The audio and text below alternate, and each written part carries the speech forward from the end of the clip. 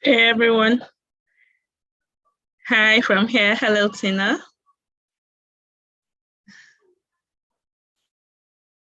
Good to have you here all here today. How you doing? Very well, thank you. Hi, Zania, Antonio.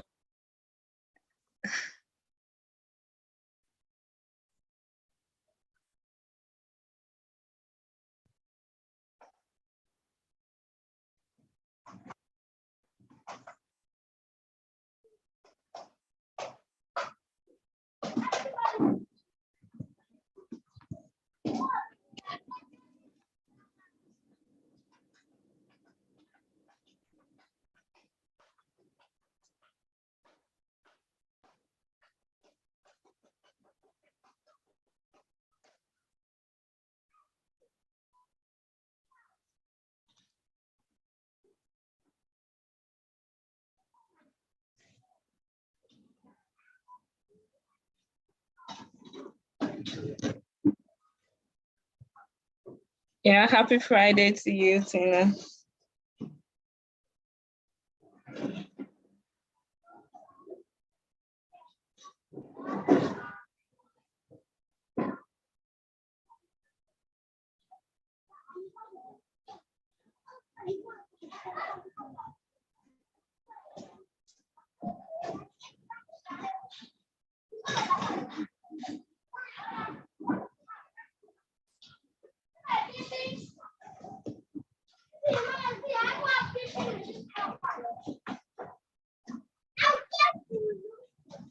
Hello, everyone. How are we doing? Very well, thank you. Hi, Don. Wonderful, wonderful. Hey, I'm just testing a slightly new setup today. I've actually got like a legitimate microphone. So as long as everyone can hear me well, Zach, if anything's sounding bad, then just let me know. I can tweak a few settings. It's me. All right, all right. Fabulous. So should we dive straight into it? Or are we going to wait a little bit longer for a few people to join? How does everyone feel? Let's wait a few minutes. I have Cool. a feeling it'll probably triple in number in a couple of minutes. All right. But I just want to, as always, welcome everyone back. Very exciting, this journey that we're all on. Congratulations for getting through another week. Today's Friday. I'd love to hear, even in the chat, some of your highlights so far. And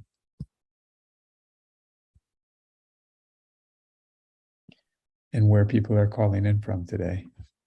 Yeah, 100%. Also, I would just love to preface this discussion to just also be a little bit more open as well. Like Zach and I are going to be talking about tokenization, Metaverse, all of this kind of stuff today. But I really encourage everyone here to drop questions in so that we can actually have a little bit more of like an open format rather than me or Zach just kind of sitting here and just giving you guys a big monologue. Because we are dealing with emergent technology here. So I understand there's a lot of people who are at different stages of sort of learning. So yeah, please do not be afraid to drop any questions in and I'll answer them sort of as we're going so that we can kind of, have a little bit more of like an open discussion rather than me just chatting for the whole time.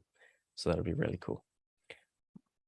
All right, well, let me just share my screen as well and we can get going. Alrighty. Really Thorne, cool. can I Yep. before you get started, and now that we're recording, I'd love to just give a short introduction on you for anyone that may be dropping in or not familiar with you. Please. Yeah, so I just want to say thank you so much for taking time. We really appreciate that you're coming here on a Friday morning to share some information with our Unit Masters participants. And I'd like to say that Thorne Davis is a multidisciplinary creative, a product developer, and a Web3 architect. He is a co-founder at Unit Network, a professional musician with TORA, the award-winning electronic band with millions of followers across the globe, and also the founder of Nuine Records. Is that pronounced right? Noon, just like the Noon. midday noon. Yeah. Nuine Records. And his skill set includes everything from product design, sales and marketing, business development, substrate, application development, sales processes, DeFi, Web3 architecture, tokenization, blockchain, Adobe Illustrator, Figma, Webflow, Photoshop, After Effects, graphic design, and he is also a writer. So one of our champions here at Unit. Thorne, I just want to thank you for being here today. And if there's anything you'd like to add to that intro, please feel free. No, I think you've definitely nailed it. So thank you for that, Zach. Let me just get back here. All right, so everyone can see my presentation. I'm just kind of making sure that that's all good. Great. Yeah, so as Zach mentioned, I'm a co-founder at Unit Network, and I had a pretty interesting introduction to Unit because about 2 years ago, I was talking with one of my bandmates because I'm a professional musician for the last sort of 10 years. And I was talking with one of my bandmates about this idea of tokenization. So I'm sure you guys have touched on this a little bit over the course so far, but we'll dive a little bit deeper in today, hopefully with some more practical examples.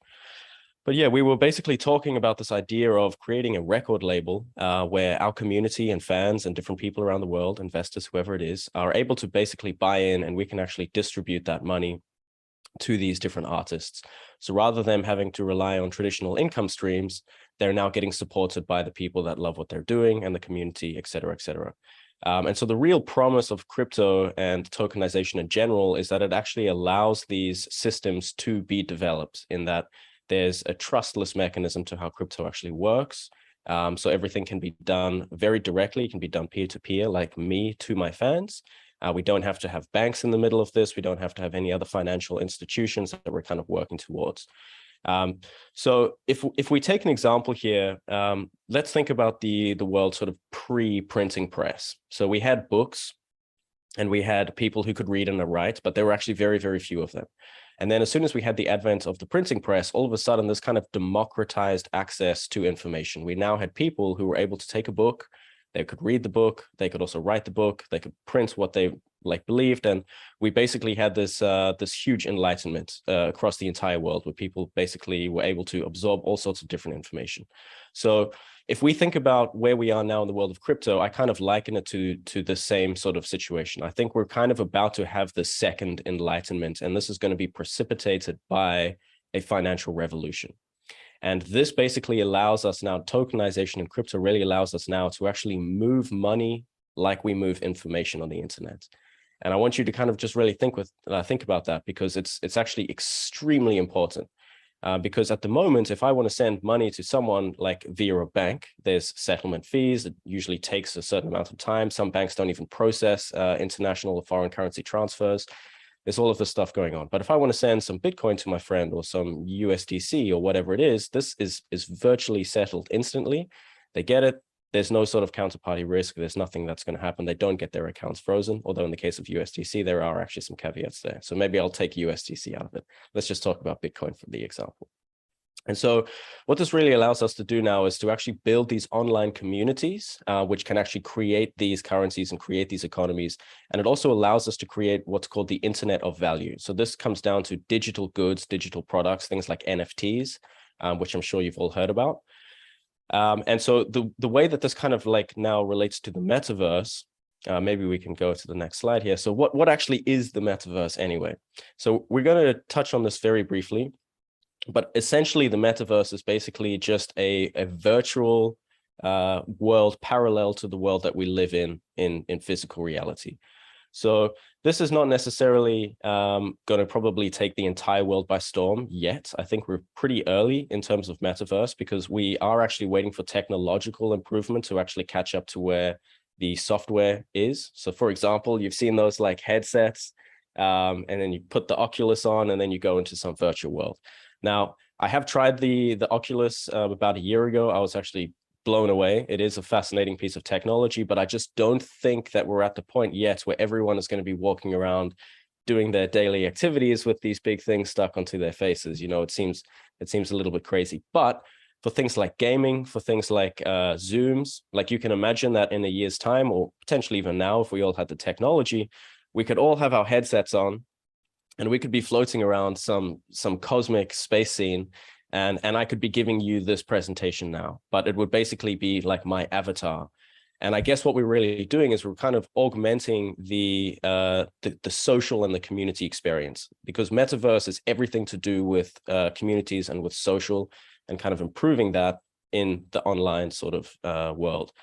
And basically crypto interfaces with this perfectly, because what we're also trying to do is we're actually trying to create these communities, these online communities, these internet nations, to actually interface in ways which are extremely frictionless and very, very streamlined. So we're going to be, if you imagine you're kind of like walking through a labyrinth or a maze, basically we're at the point now where the maze gets removed and you can actually walk to where you're trying to go without any sort of friction or with any problems. It's like this very immediate, very responsive and very dynamic way of actually building communities, transferring value, and all of the above. So Web3 is almost like a catch-all term. You've probably also heard this a few times, because we're coming out of this Web2 world and into this world of Web3. And so what Web3 is really about is allowing users of the internet and allowing creators of the internet to actually hold onto more value that they're getting from their communities or getting from various people or for the work that they do. So again, rather than having these intermediaries which are actually scooping, we can actually have very direct relationships with the people that are most meaningful to us. And we can build these new kinds of communities which really allow us to work on like a global sort of borderless scale.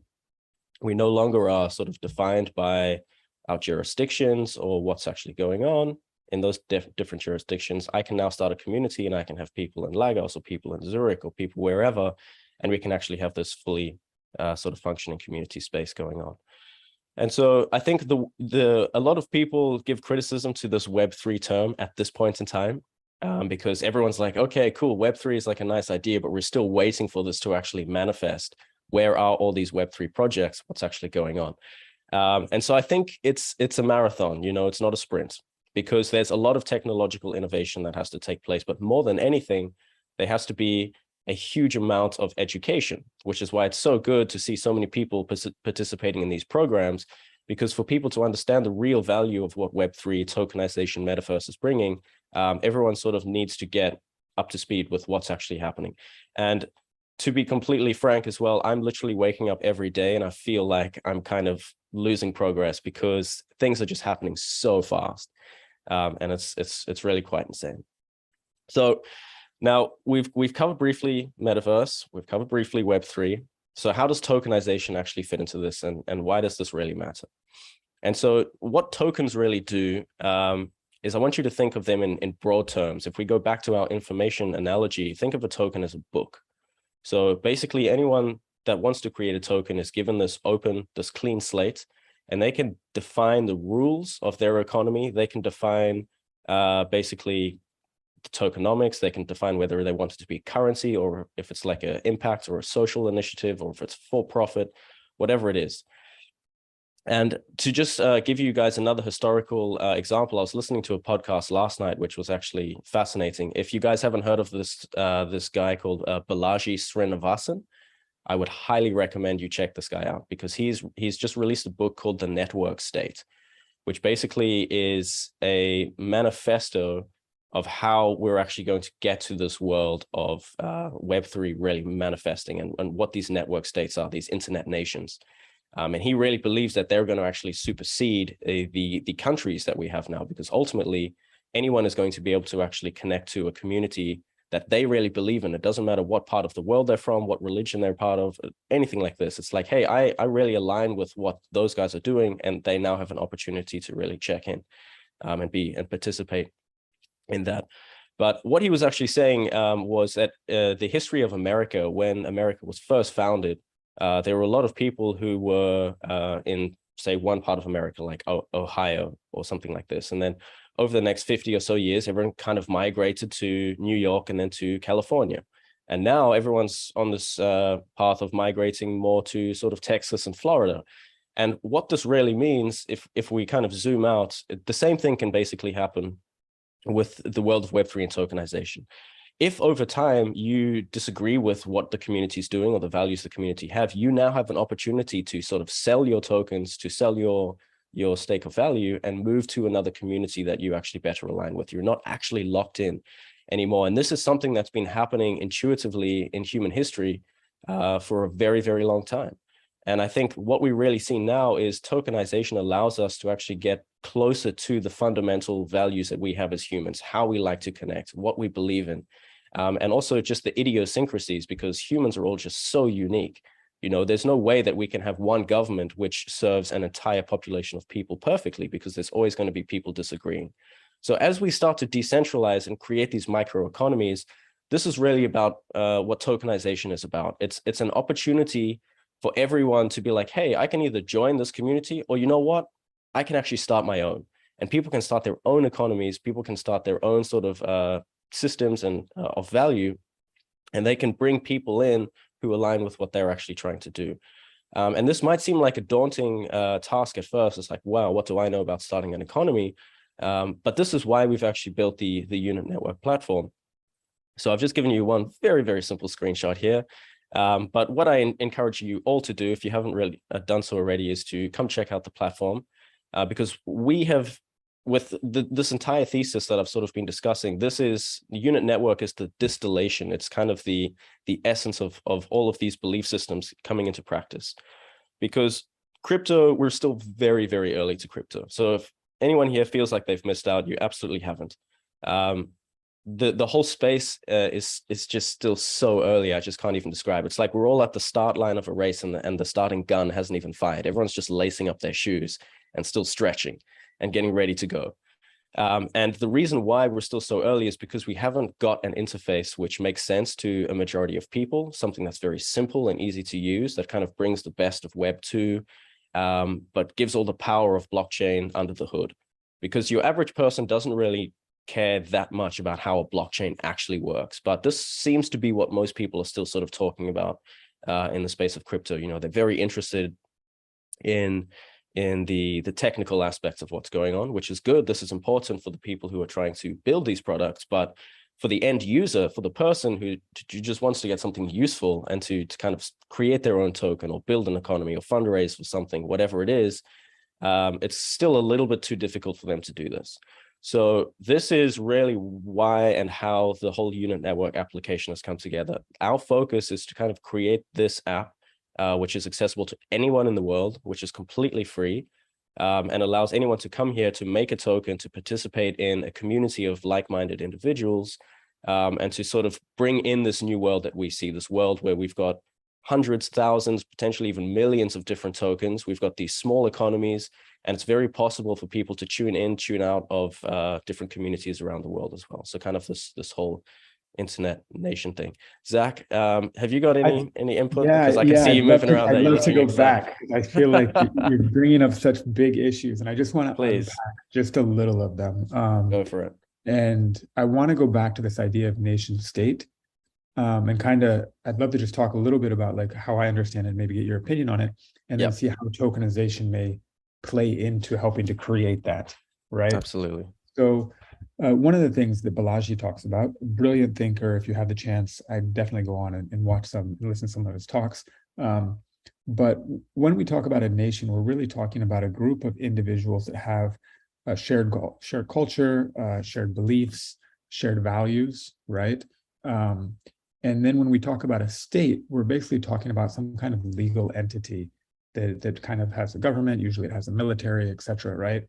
And so, you know, if we think through time, this question of like which comes first has really been challenged throughout history, right? And if you think about, for example, the way Italy was formed, we had a bunch of different nations inside of Italy that had their own languages, you know, had their own cultures. And then Garibaldi came along and he basically says, we're going to unite all of these nations into one state, and we're going to call it Italy, right? And they ended up adopting the dialect that was Florentine from Florence, because that was one, the leading literature, leading arts, but it was also the leading military and the leading financial power, right? And then you'll also see that there are nations that exist that don't yet have states, right? Like the Kurdish people, right? So it's interesting to think about, you know, and there are most, like if you look at somewhere like India, you have one state, but you have actually different nations. You have different religions, you have different ways of kind of seeing life and living, right? And there are very few, but there are a couple. If you take somewhere like Japan, where kind of one nation and one state kind of fit together, right? But so as we expand that, if we start to think about even all of us right here in this room, there's 52 of us, we have a certain vision of what the world can be, right?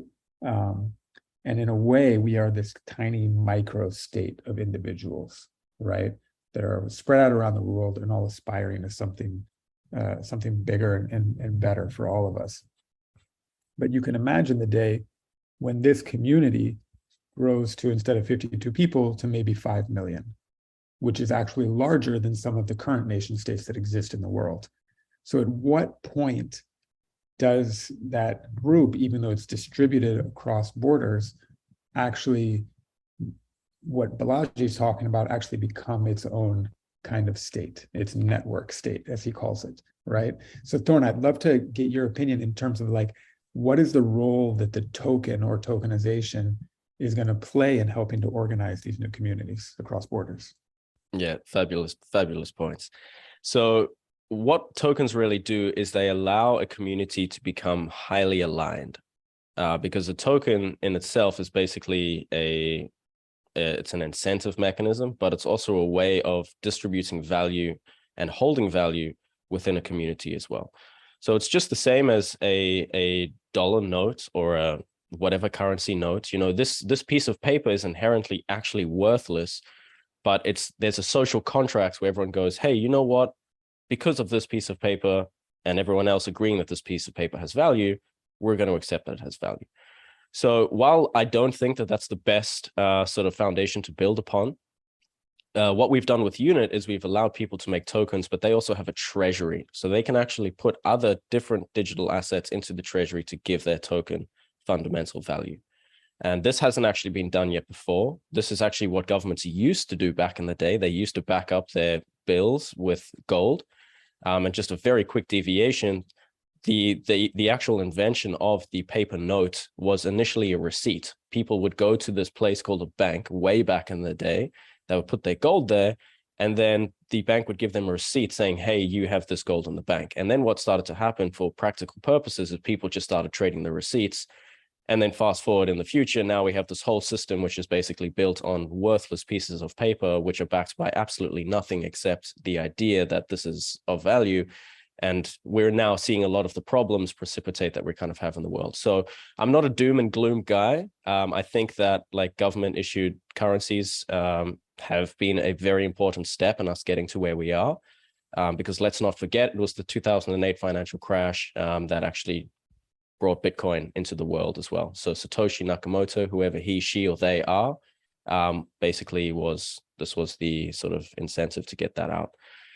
So yeah, sorry. Can I jump in, Thorne? Yeah, please. Thank you so much for bringing that up, and I love always the historical perspective of like how something came to be.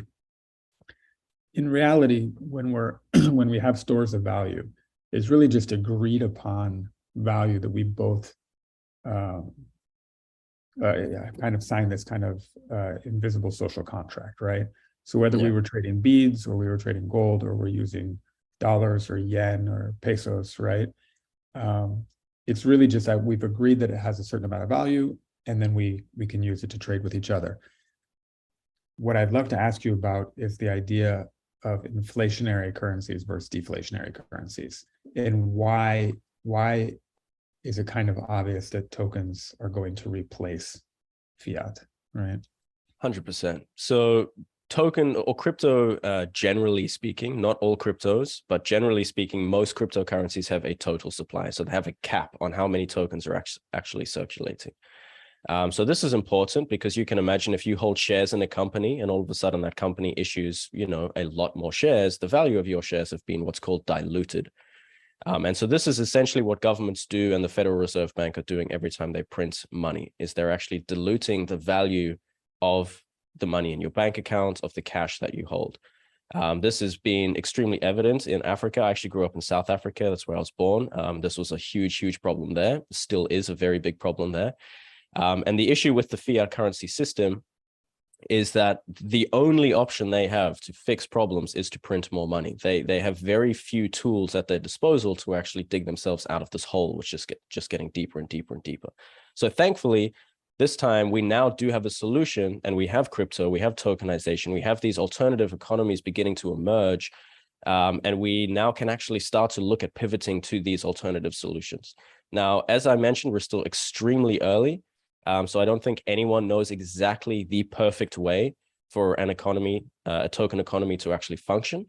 But one thing that we do know is that if we can actually create these distributed economies all around the world, and we can give people the right tools to actually create tokens, to back their tokens with features like the treasury, etc., they now have a very real possibility of actually creating an extremely valuable community, with either it's a city, or it's an industry, or it's even a smaller collective of people, whatever it actually is.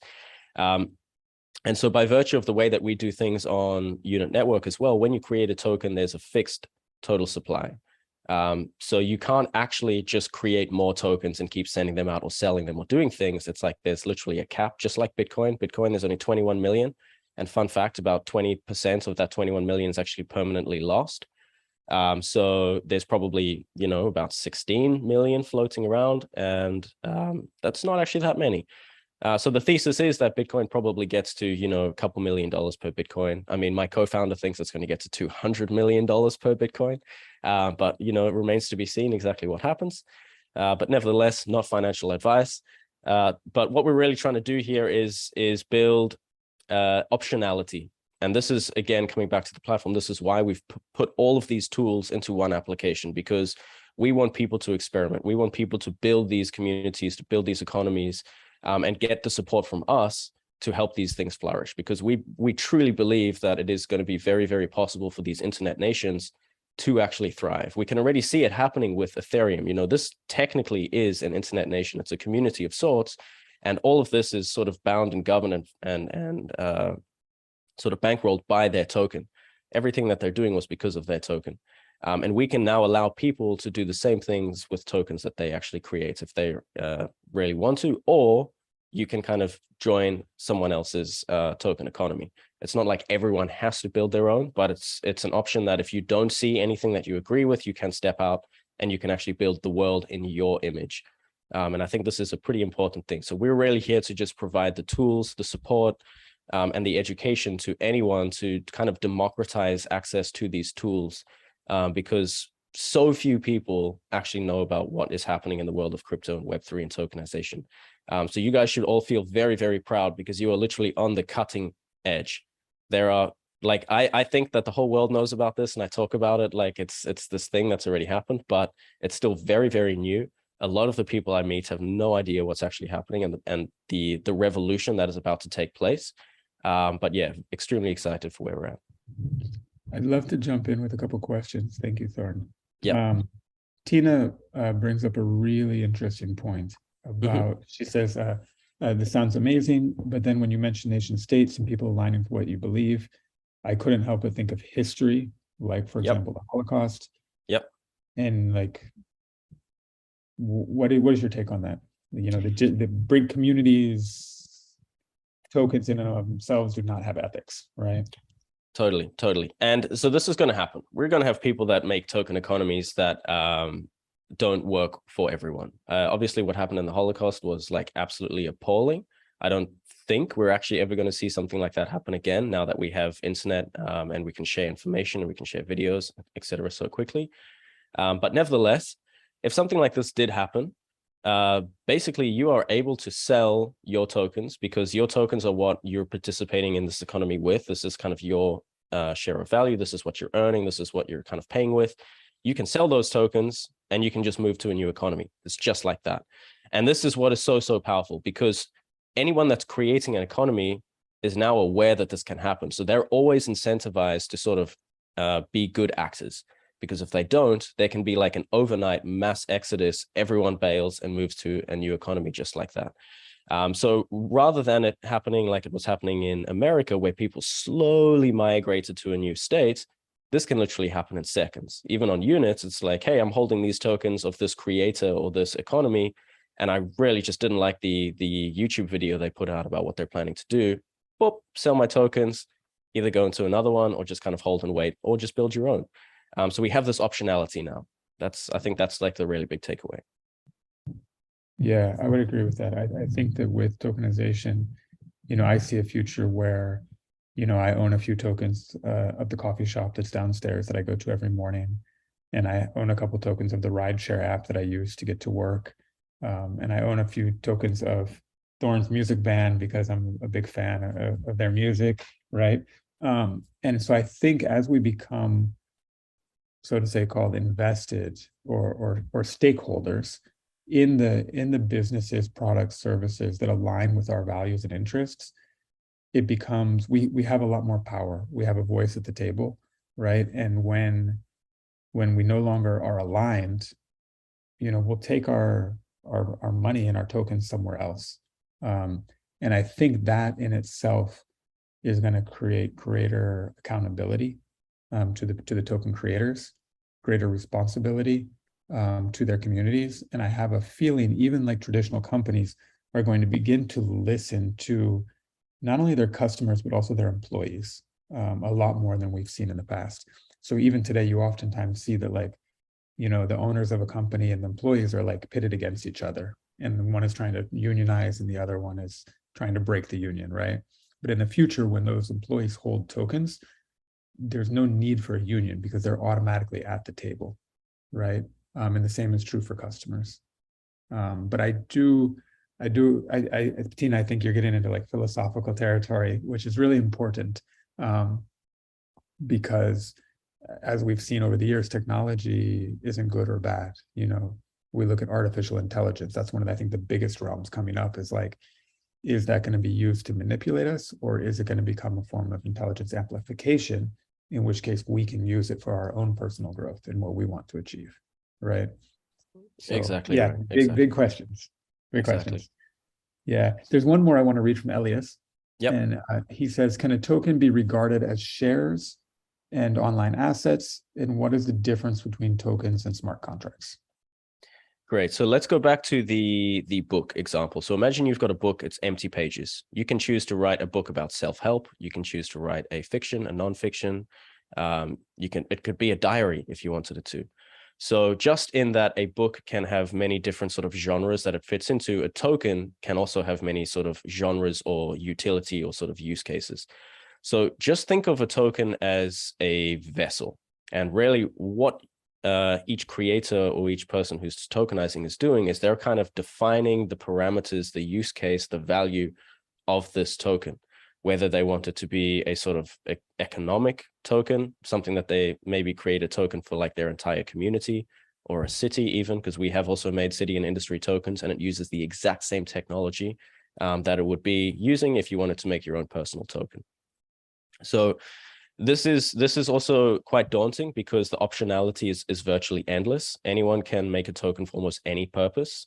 As discussed, I can make one for my band, or I could make one to crowdfund money to build a new community hall, whatever it is. A token is really just a way of collecting and sharing value and doing it very, very transparently, because everything exists on the blockchain as well. So money that I'm sending or receiving, this is all kind of stored on the blockchain. It's public to everyone.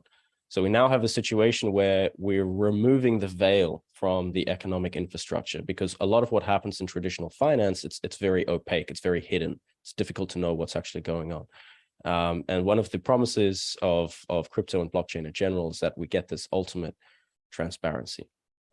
So sorry, I think I've just deviated a little bit. Did I actually touch on the question fully there? What was the actual question? My apologies. The question had to do with if tokens can be regarded as shares and online assets, and what is kind of the difference between tokens and smart contracts? Perfect. So yes, to answer your question, a token can absolutely be regarded as shares in something. If you want to, this then would be typically called a security token. It's a token that people would buy to actually receive, or they expect there to be some sort of financial return. So if you're buying it as an investment because you think you're going to make more money, then this is typically considered a security and usually falls under the purview of certain regulatory bodies. Every country is different. The whole legal framework around tokens right now is it's just this gray wash. Like nobody knows really what's going on, and the regulators are struggling to keep up with the rate of innovation. So yes, we kind of do have this share structure. It can be likened to a share structure, but it doesn't have to be. That's the important thing. Yeah, and I think it's good to think about all the different types of tokens, and really what we have is, because each person is going to use their token differently, there's just a lot of overlapping utilities, right? So like if I think of a social token, maybe I'm an influencer, right? And if you have so many of my tokens, I'm going to token gate, you have access to maybe my private Telegram channel, right? But maybe I'm a basketball player, and if you have even more tokens, then I'm going to do a live Q&A after every game, right?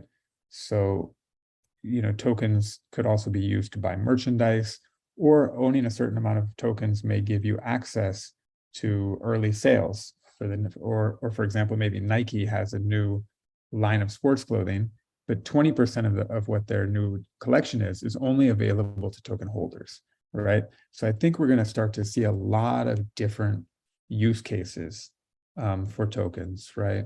And one of those, which we were just talking about, is a community token, which kind of unites a community and helps distribute the value among them.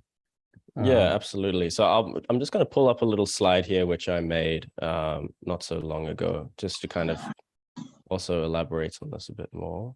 Let me just screen share this.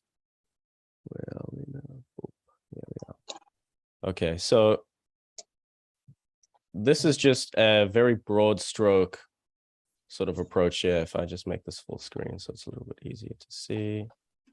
So yeah, we can basically see here that tokens can be used for artists, creators. They can be used for governance. It can be used for crowdfunding. We have charities, we have investment opportunities, we have social elements, we have special purpose acquisition, all of this stuff. So this is really, really quite important because, again, it really comes down to how you actually want to use the technology and how you go about explaining this to your community and what your vision is.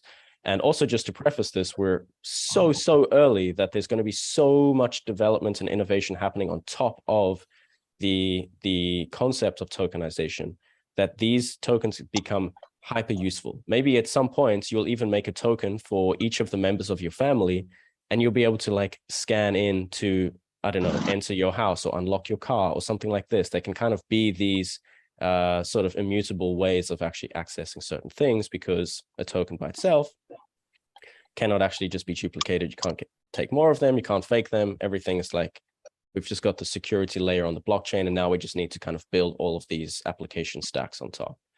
So this is very interesting. At this point, tokens mostly have been used for governance, and they've mostly been used for startups, but we are seeing a lot of promise in the world of real estate. I also did read an article recently that a group of lawyers actually used a token to crowdfund a lawsuit against a big company, which was very, very interesting use case as well.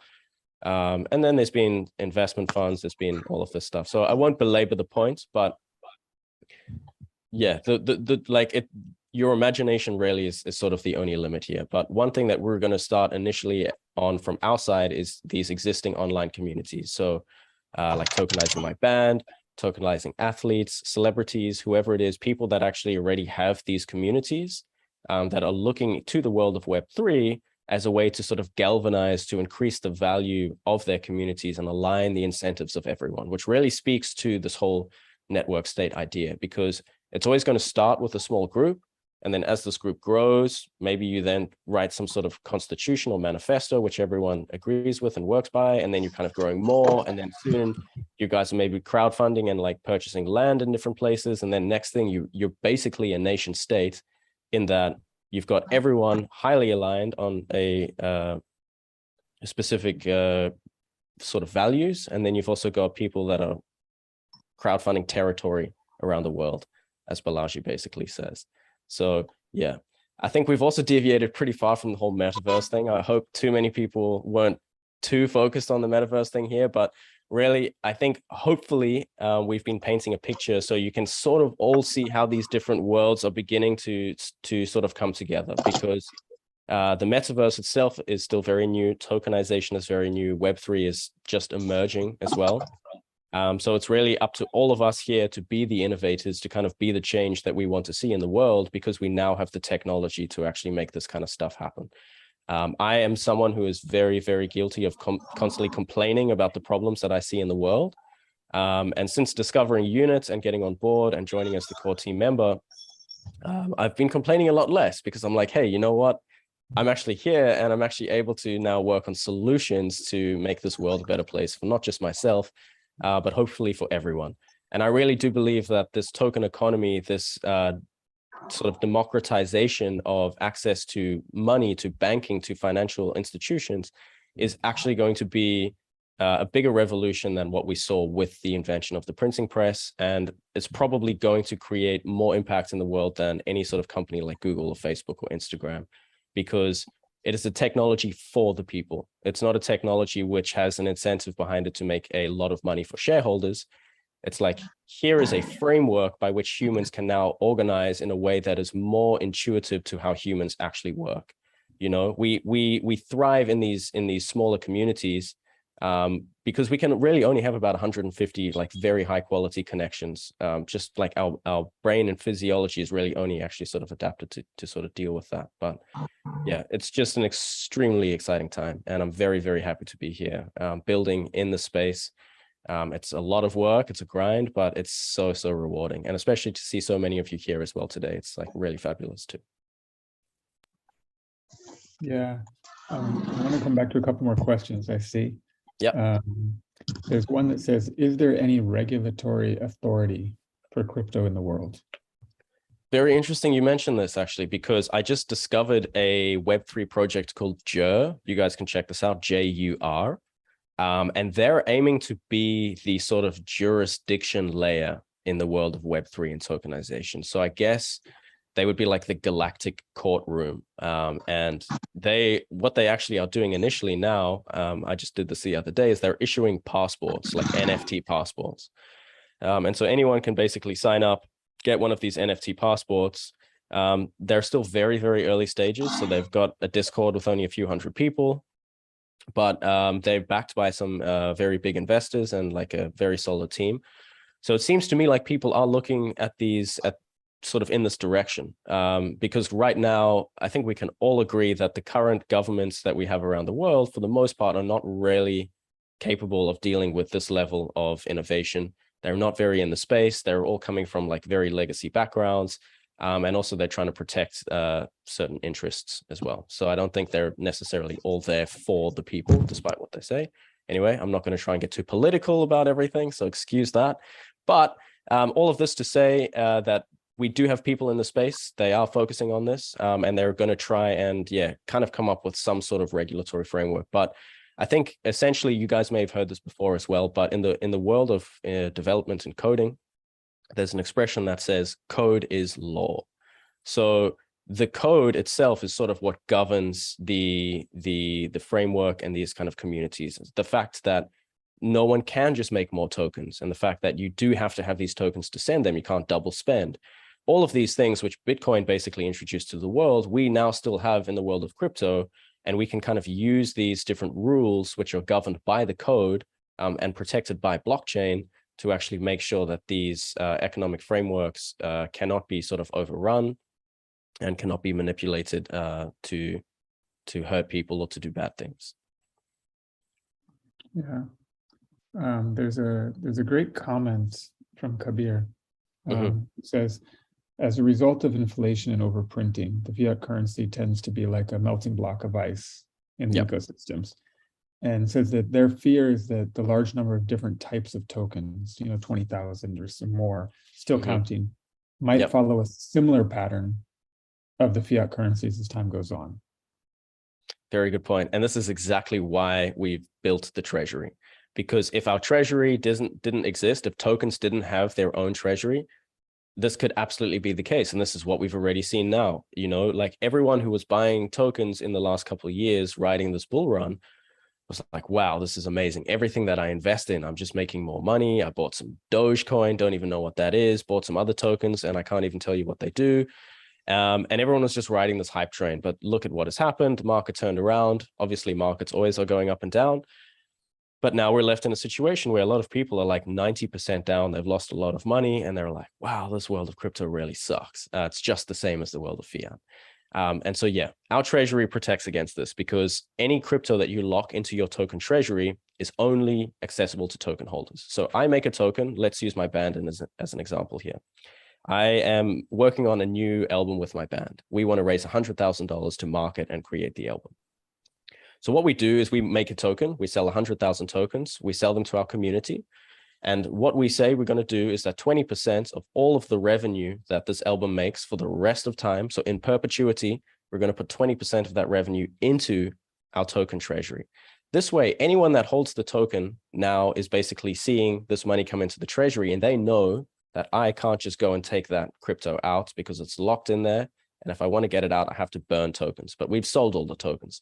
So all of that value that's now locked in that treasury is only accessible to our community members who hold the token, and they can choose to take that crypto out whenever they want by just destroying the tokens. This way, a token now has fundamental value. And this is such an important concept to understand, because this is what's going to take us out of this world of speculation into a world where anyone can actually come and look at a token and they can make a very, very quick assessment of whether this is actually a good buy or whether like the person is just completely scamming them or whatever's going on. We make everything very, very transparent because we're also very sensitive to this world of scams. Like a few of our co-founders early on in the crypto days were involved with projects they invested in. Next thing, the money's all gone, and that's just like super, super bad for everyone. So with this idea of the treasury, we're allowing people to kind of fix these issues. And so hopefully we don't end up in a world where there's hundreds and thousands or millions of tokens and they're all just complete garbage, because everyone is actually able to now back up their token. And now this is not to say that they are not going to be scams. There are most certainly going to be people who come on, make a token, pretend like it's the best thing in the world and try and get people to buy it. But everyone pretty soon is going to go onto Unit. They're going to look at this token's treasury and they're going to be like, well, look, this token's been around not very long. They've got nothing in their treasury. They're promising the world. I'm probably not going to put that much money into this project. Whereas what was happening previously is someone like a friend would tell you about Dogecoin or whatever it is and be like, guys, this is just absolutely going to the moon. You've got to buy this. Let's go. And anyone who's trying to buy this token has nowhere to go and look to see what the actual intrinsic value of any of these tokens actually are. Also, I don't mean to bag out Doge. I think it's kind of funny what they did. And I'm totally happy for anyone that did make money on Doge as well. That's cool because I know a lot of people did. But just to say that I don't think this is a sustainable way of building token economies. So yeah, you have to excuse me. I'm definitely probably talking longer than I need to about these questions, but we have thought very, very carefully about this, and to just kind of give these tokens intrinsic value through the treasury is our solution to fix a lot of the speculation and to fix these garbage coins or shit coins, as they're often called. Yeah, I just want to follow up on that and say that I think, when we talk about tokens, being around 20,000, 40,000, really, I think what we're really looking at is like, there are different parts of a token, right? One is like the actual DEX, or the ability to exchange it, to borrow against it, to trade it, to buy things with it, which is kind of like the tech financial side. But it's just as important, and perhaps even more important, are the other aspects, which are like the community and the value add. Correct. Right? Without a community or a value add, those tokens won't be around very long. So I think that's like one of the things we're going to look at. There probably will be an explosion of tokens in the next couple of years. And then a lot of those tokens people are going to go on and create them, but they're not going to have a strong community. And I think what will happen is the people will migrate towards stronger communities, right? Or exactly. You might have a token that, maybe it's an influencer and they're giving, tons of really valued content. And then after a couple of years, they decide, what, I'm tired of this. I'm going to go somewhere else. And they stop giving updates and they stop providing value. And we're going to see that token drop, right? Or maybe even disappear. So I think, and again, we're still in the very early stages of tokenization, but I think we're really going to be looking at like a value add or a business model, a community, and then the actual tools, right? That people are going to be able to do it. And that's one of the coolest things, and one of the things that I really like about Unit is that when you go on and create your token, if you went on another site, you would create your token, and then you're like, okay, where am I going to list it? How am I going to get it traded? And then you go through lots of legal, loopholes and steps, and you're trying to get it listed on one of the major exchanges, right? And then even when you get it listed on major exchange, then it's like, okay, well, now I need liquidity so that people can actually trade, and it's not, going up and down by so much for each trade. And Unit is actually providing that. So you not only do create your token, but you can go on and you can create your pair and you can exchange it just like on Uniswap. So literally there's a ventures accelerator happening now. People will be creating their tokens, and they can call their friends or family or colleagues and say, hey, I just created my token, join the site. And then they can actually be participating in these new economies. 100%. And just to actually backtrack on something you were saying there as well. One thing that I always tell people is that just because technology exists to do something doesn't mean it always needs to be used. So just because we have tokenization doesn't mean that everyone should go and tokenize every single thing in the world, right? And this is also important because this also ties into the community discussion, in that just because you can now create a token doesn't mean that everyone's just going to come and give you money because you have a token. Anyone who makes a token still needs to do the work to build a community. There's still a lot of community management. There's still a lot of sort of updates, content creation, all this kind of stuff. Like, it depends on exactly what you're creating the token for.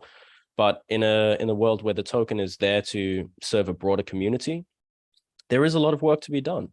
And it's the same as if you're trying to sort of build a business or a brand or become an influencer now. It's like you have to show up, you have to put in the work, and you have to still do this. But the token is just there to also facilitate this process, to make it more powerful, to kind of level up this community.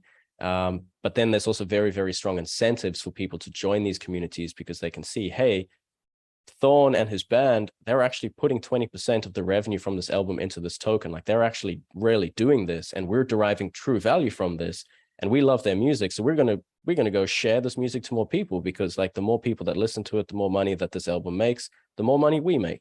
And so our community sort of become an extension of what we're doing. They're proud to be a part of our community. We're so happy to have them because obviously everyone now gets to share in a bigger pie.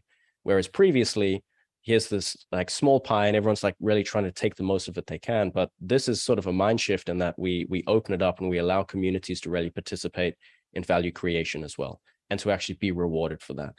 Just like with Uber or with Facebook, a lot of the first employees, the first users, they actually got no upside when these companies went public, which is kind of insane if you think about it, because these are the people who are taking the risks and putting the time into to try this new technology. And they were really the ones that shared it with other people that did the actual groundwork to try and make this app what it actually is today. And virtually none of them actually got any of the upside when the business went public on the stock exchange or anything like this. So tokens now invert this model completely. If I've got an idea to build something, you guys can buy in and you get these tokens, which is basically like shares. It's like a certain ownership. And if this does very well, hey, we all do well together. And this is really what it's about. It's about kind of like spreading this wealth distribution, because we really believe that we can actually lift everyone out of economic hardship with token models. Yeah, I think that's one of the key points. And I know we're coming up on time, but I think it's really revolutionary to think about every single person being able on their own scale, whether it's a few dollars or a couple $100 or whatever, but being able to take whatever disposable income they have and actually invest it in companies and products and services, in people that they believe in and that align with their values and interests. And I'm really excited to see that, especially like, I'm in New York, and I would say probably 90% of Americans have debt right now. And I'm looking forward to educating the youth to think about investing, even at an early age, with tokenization, right? It might be a high school basketball player that's buying into a token of Steph Curry because he wants to be able to get advice from him, right? Or have, certain engagements with him. But already at that young age, that financial literacy of what does it mean to even invest, right? To invest in others, to invest in yourself, to think about your future. And, my dream would be, in 20 years, we look at the States and 90% of the people are not only not in debt, not only have savings, but that they're actually taking the next step and beginning to invest in the communities that they're part of.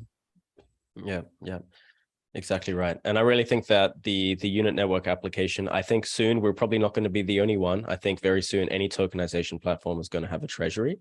But I think with what we're building here, this is like a very, very important first step to allow this kind of future to become a reality. It's kind of the evolution of the stock exchange, as one of my co-founders says. And it's quite true, because you can now take any idea or any person public, and you can now engage with a global marketplace. And this is huge, because as we can even see, I can see a lot of people here probably coming from Africa or other parts of the world. There's like a huge upscaling happening in India too. The same is happening in Southeast Asia. A lot of these different populations are getting like really plugged into the internet and are looking for ways to derive value, to give value, to share value, and all of these kind of things. And now I can actually have the opportunity to invest in someone in any part of the world if they're actually taking the time and the effort to really put something out there, to build something, to be committed to an idea. And this is quite revolutionary, because up until now, there's been no way that I could, or anyone could, really invest in other people's ideas from other parts of the world. Everything's been very geo-locked to different countries. So yeah, I'm really looking forward to this whole decentralization sort of unraveling, because it's not just going to be currencies. It's going to be communities. It's going to be these nation states. It's going to be ideas. And I think this just comes back to aligning with our innate human nature. We really did come from a place of having more intimate connection with smaller communities. I don't think any human is fully designed to live in metropolis cities with insane amounts of things going on. Not to say that they're necessarily bad, but I think even within those cities, we see there are these subgroups, there's these subcultures, there's these suburbs, there's these, these small little parts of a bigger machine or of a bigger city that always exist. And these just happen absolutely naturally. And now we really have a technology that actually favors this kind of sort of distribution of community and of ideology and of value. And I think this is really important, because we're all so unique, and we need to honor that. Yeah. Thorne, I want to thank you so much. We're coming up on time. I know not every question got answered, but I encourage you to take it into the chat rooms. Many of your colleagues and fellow participants have been in this space for a long time and are actually experts in certain areas. And I encourage you to post your questions, and if you have the answers, Vikas, thank you so much for answering so many of these questions in the chat as we were talking. I want to thank Agama again for helping to set this up and organize everything. And just thank Thorne. And Thorne, I just want to say before we log off, is there any last thoughts or questions that you would like to leave with the participants? I would just encourage everyone to stay curious. And I just commend you for being here now to actually learn and to educate yourselves. This is a very, very interesting world, and we're just Web3 in general. There's a huge amount of innovation to be taking place. And more than anything, just please reach out to me here. You can find me on any of these different platforms. I'm always happy to have a chat. I'm always happy to share what I'm learning with other people, because it's not a journey that we're going to make alone. This requires everyone to kind of be doing this together. But yeah, ultimately, I'm just very, very excited to be here. I'm very proud of what we're building, and I'm very happy to see you all. And so thank you for your time today. Thank you so much, Thorne. And as always, do your own research. So if there's something that piques your interest and you want to know more, just go to YouTube, Google, wherever, dive in, and then share your findings with the rest of us. 100%, 100%. Thank you so much, guys. Thank you, Zach. And have a great weekend. Yeah, you too. Ciao.